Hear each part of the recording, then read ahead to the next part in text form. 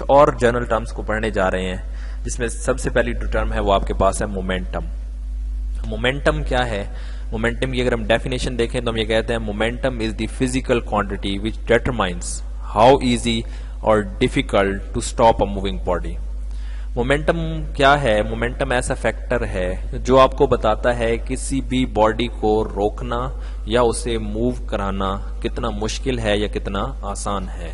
ये मोमेंटम आपको बताता है। मोमेंटम को मजीद समझने के लिए या इस कंसेप्ट को समझने के लिए हम इसका मैथमेटिकल फार्मूला देखते हैं। वो क्या कहता है? The product of mass and linear velocity is called momentum. Mass और लीनियर वेलोसिटी का product m into v, mass और लीनियर वेलोसिटी का प्रोडक्ट क्या कहलाता है? मोमेंटम कहलाता है। तो अब यहां से हम एक पॉइंट क्लियर हो गया कि जिस बॉडी का मोमेंटम ज्यादा, इसका मतलब मैस और उसकी वेलोसिटी का प्रोडक्ट ज्यादा, तो उसको रोकना क्या होगा? मुश्किल होगा।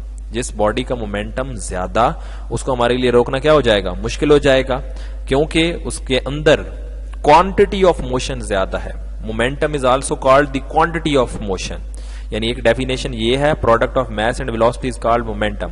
तो दूसरी डेफिनेशन आप ये भी लिख सकते हैं जो हमें न्यूटन ने दी थी। न्यूटन के मुताबिक the quantity of motion is called momentum. किसी भी बॉडी के अंदर जो मूव करने की एबिलिटी या क्वांटिटी है, दैट इज मोमेंटम। तो अब देखें, आपके पास जिस बॉडी का मोमेंटम यानी मैस और वेलोसिटी की वैल्यू ज्यादा, उसे रोकना क्या हो जाएगा? मुश्किल हो जाएगा। यानी अगर आपके पास एक कार है और आपके पास एक ट्रक है, दोनों सेम स्पीड के साथ जा रहे हैं, अब ऑब्वियस है ट्रक का मैस क्या होगा? ज्यादा, तो ट्रक का मोमेंटम भी क्या होगा? ज्यादा होगा। तो दोबारा इस डेफिनेशन को मैं देखता हूं, the momentum is a physical quantity which determined how easy और difficult to stop a moving body.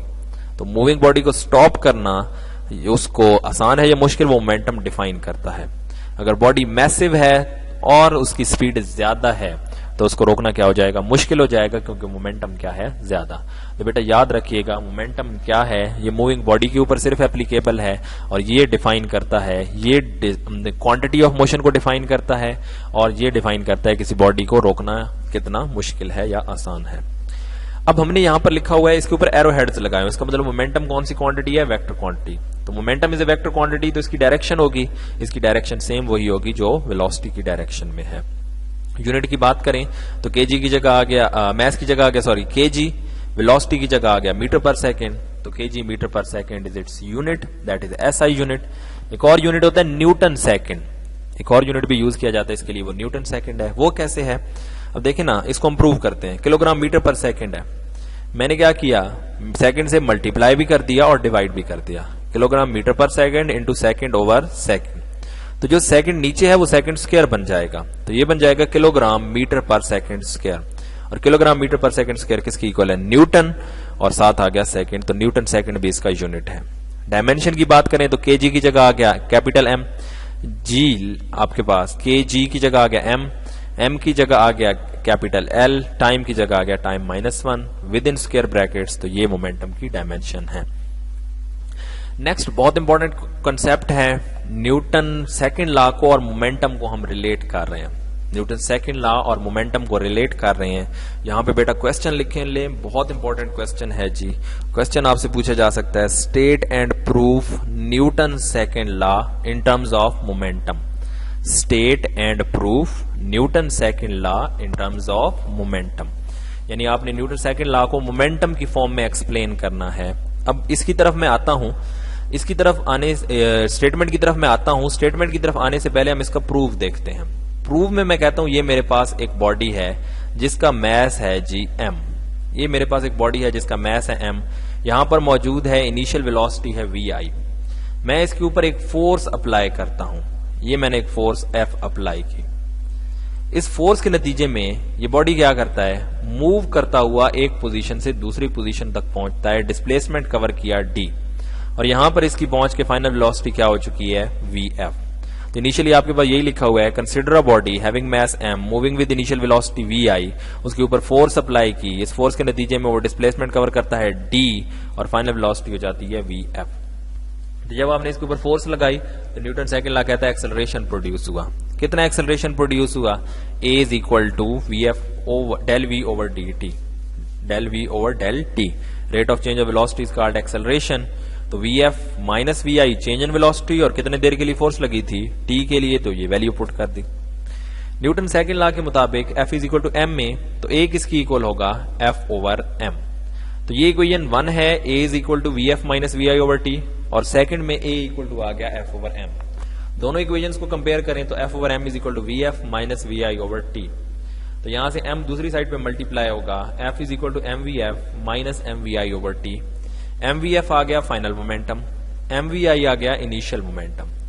ऐसे ही है ना, mvf मास एंड वेलोसिटी का प्रोडक्ट मोमेंटम, तो vf है तो फाइनल मोमेंटम, और ये इनिशियल मोमेंटम, तो ये आ गया डेल p ओवर t, यानी del p is the change in momentum, rate of change of momentum equal to force, rate of change of momentum equal to force.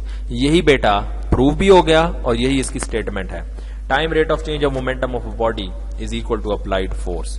तो rate of change of momentum of the body is equal to applied force, ये हमने prove कर दिया, यही इसका answer है।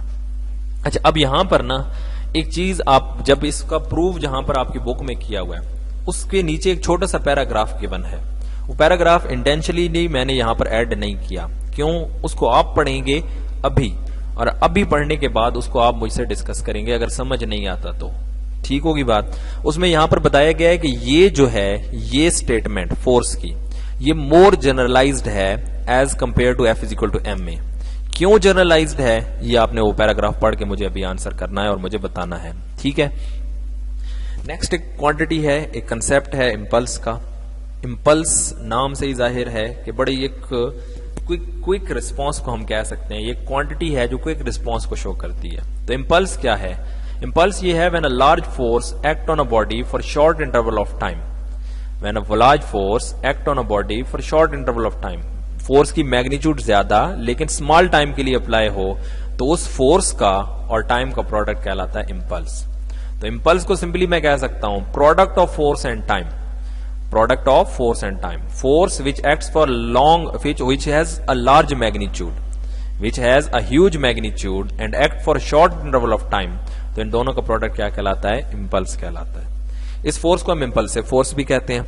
तो in simple हम कह सकते हैं the product of force whose magnitude is large and act for a short interval of time, इन दोनों का प्रोडक्ट क्या कहलाता है, इंपल्स। एक नई फिजिकल क्वांटिटी बनती है जिसे हम आई से रिप्रेजेंट करते हैं।